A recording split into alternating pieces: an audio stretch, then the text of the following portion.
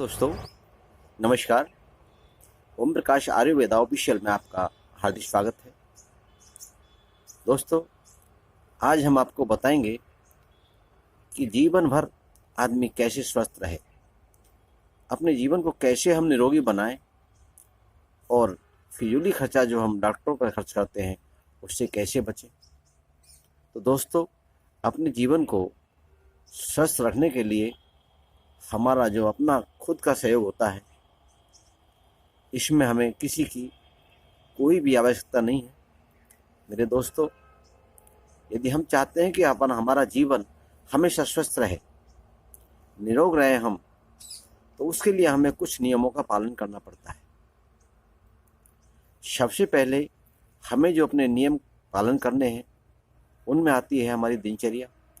अपनी दिनचर्या को हम किस तरह से निर्धारित करें, कितने बजे हमें उठना चाहिए, किस वक्त हमें क्या चीज़ का सेवन करना चाहिए, क्या नहीं करना खाना चाहिए, जिससे कि हमारा स्वास्थ्य भरपूर हमें सहयोग करता रहे।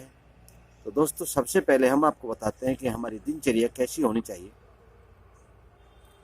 हमें प्रातःकाल यानी ब्रह्म मुहूर्त में उठना चाहिए, क्योंकि सूरज निकलने के बाद जो इंसान जगते हैं वो अपना स्वास्थ्य खो देते हैं। इसलिए जहाँ तक हो सके हमें ब्रह्म वेला में उठना चाहिए, यानी कि ब्रह्म मुहूर्त में उठना चाहिए। 4 बजे से 5 बजे के बीच, यानी सूर्य निकलने से पहले हमें बिस्तर छोड़ना चाहिए। उसमें हमें क्या सावधानी करनी है, किस तरह से हमें अपने आप को ढालना है, इसी दिनचर्या हमें बनानी है। तो एक कागज़ पर हम इस अपनी दिनचर्या को नोट कर सकते हैं और उसके अनुसार अपना जीवन की शुरुआत कर सकते हैं।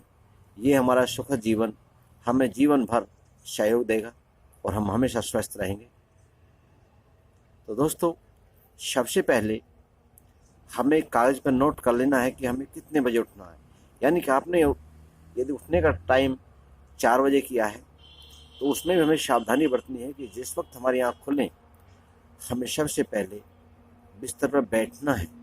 दोस्तों, अचानक बिस्तर को छोड़ना या उठ के चलना ये बहुत ही गलत बात है। इसमें कई बार क्या होता है कि हमारा संपूर्ण शरीर सोया हुआ होता है और अचानक हमारी आँख खुलती है और हम उठ कर चल देते हैं, तो हमारे जो पैर होते हैं वो गतिशील हो जाते हैं। और कई बार तो ऐसा होता है कि आदमी को चक्कर आकर गिर भी सकता है। इसलिए हम 1 मिनट के लिए बिस्तर पर बैठें और उससे पहले ये ध्यान रखें कि हमारा बिस्तर किस दिशा में रहना चाहिए। दोस्तों, सबसे पहले दिशाओं का भी योग शास्त्र में आया हुआ है कि जिस वक्त हम बिस्तर से उठते हैं तो हमारा मुख उत्तर या पूर्व की तरफ होना चाहिए। जगने के बाद सबसे पहले हमें कर दर्शन करना यानी हथेलियों का दर्शन करना है। फिर हमें पृथ्वी को प्रणाम करना है और फिर पृथ्वी को प्रणाम करने के बाद अपना हमें पैर जो धरती पर रखना है। रात का रखा हुआ जो पानी हमने तांबे के बर्तन में रखना है वो शाम को रख लेना चाहिए, उसका सेवन करना है। दोस्तों, पानी चाहे आप आधा किलो पिएं, 1 किलो पिएं, ये जितना आप पी सकते हैं उतना पी सकते हैं। उसके बाद हमें धरती को प्रणाम करने के बाद फिर शौच आदि के लिए जाना चाहिए। दोस्तों, ये हमारी प्रातःकाल की दिनचर्या है। शौच आदि से निवृत्त होकर के फिर हमें दांतुन या ब्रश जो हम करते हैं वो करना चाहिए। और हो सके तो हमें, यदि हमारे पास टाइम है, यदि आपने निर्धारित किया हुआ है, तो आपको भ्रमण करना चाहिए। टहलने के लिए कम से कम आपको 2 किलोमीटर तो चलना ही चाहिए, जिससे कि आपके शारीरिक जो सोने के बाद थकान सी होती है या स्वस्थ हमारा शरीर जो कुछ ढीला होता है उसके अंदर कुछ ताजगी आए और हमारा शरीर हमारे अनुसार चले। प्रातःकाल का भ्रमण करने के बाद फिर हमें आकर के अपना जो दिनचर्या जो खाना खाना है या नाश्ता करना है उसे करें। हो सके तो आप उसमें ज़्यादातर दालों का, हरी सब्जी का सेवन करें। दोस्तों, कभी भी आप कोई फास्ट फूड ना खाएं। सुबह उठ करके कुछ लोग चाय पीते हैं, जो बहुत ही ज़्यादा नुकसानदायक होता है। दोस्तों, ये चाय जो होती है, प्रातःकाल की जो चाय पीते हैं, जिसको बेड टी बोलते हैं लोग, ये हमारे स्वास्थ्य पे बहुत बुरा असर डालती है। सबसे पहले ये हमारे पाचन तंत्र को कमज़ोर करती है।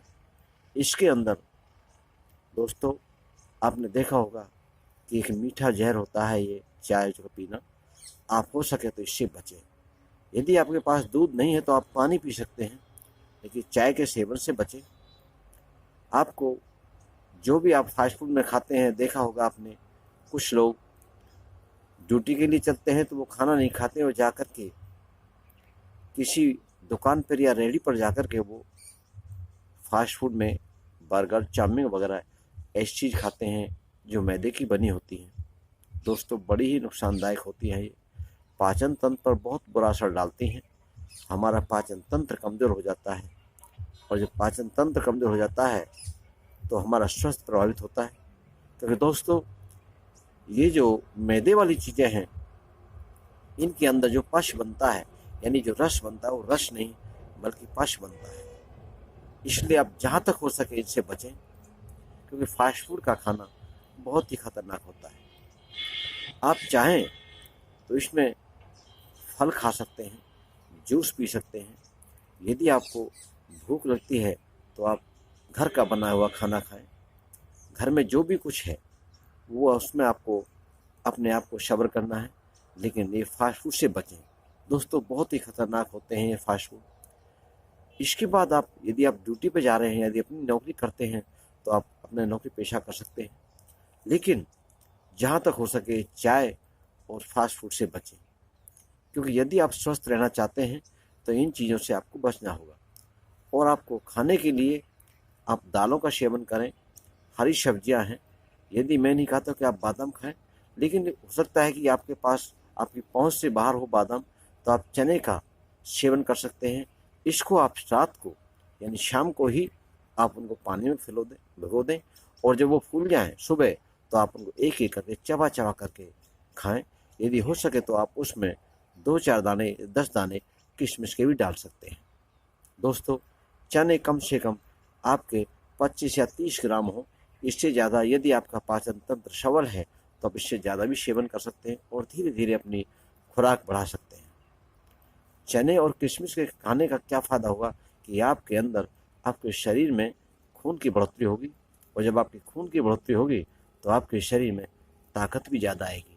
दोस्तों, चना बहुत ही बेहतरीन चीज़ है, एक नवयुवक के लिए, एक बुजुर्ग के लिए, एक बच्चे के लिए, क्योंकि ये बहुत ही ज़्यादा प्रोटीन युक्त होता है। दूसरा, थोड़ा हजम करने में थोड़ा भारी है, लेकिन यदि आप 2 किलोमीटर कम से कम भ्रमण करते हैं, उसके बाद यदि उसको आप सेवन करते हैं तो आपके लिए ये कोई ज़्यादा भारी नहीं है। दोस्तों, आज हम आपको एक और चीज़ बताने जा रहे हैं कि यदि आप हो सके तो मखाना का सेवन करें। देखो, आप यदि अपने शरीर में ज़्यादा अंदरूनी ताकत चाहते हैं, जिससे कि आपका शरीर बेहतरीन रहे और आप स्वस्थ लाभ कथाएँ, तो उसके लिए आपको मखाने का सेवन भी करना चाहिए। दोस्तों, जब आप भ्रमण करने के बाद आते हैं तो आपको स्नान करके अपने पहले वाले वस्त्र जो पहन रखे हैं वो भी चेंज करनी चाहिए, क्योंकि पहना हुआ कपड़ा फिर से दोबारा पहनने के बाद उस स्नान का कोई फ़ायदा नहीं होता है।